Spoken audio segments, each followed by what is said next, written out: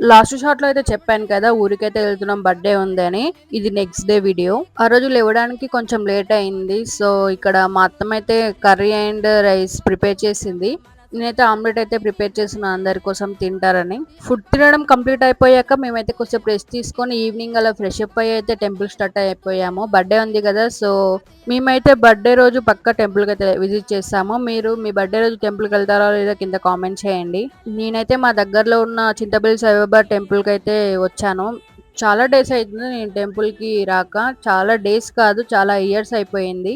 Years తర్వాత వచ్చాను కదా, చాలా హ్యాపీగా ఉంది. మీరు కూడా ఈ టెంపుల్ విజిట్ చేశారో లేదా కింద కామెంట్ చేయండి. ఈ చింతపల్లి సాయిబాబా టెంపుల్ అయితే చాలా ఫేమస్, మీకు కూడా ఐడియా ఉండొచ్చు. బర్త్డే బాయ్ అయితే ఏం కోరిక కోరుకున్నాడో కానీ ఒక్క దెబ్బకే కొబ్బరికాయ అయితే పగిలిపోయింది. కొబ్బరికాయ అయితే కొట్టేసి లోపలికైతే వెళ్తున్నాము. ఇక్కడ ఏం వేస్తున్నాము అనేది నేను నెక్స్ట్ షార్ట్లో చెప్తాను. అండ్ మన ఛానల్ సబ్స్క్రైబ్ చేసుకోండి, లైక్ చేయండి, షేర్ చేయండి, కామెంట్ చేయండి. By by, subscribe.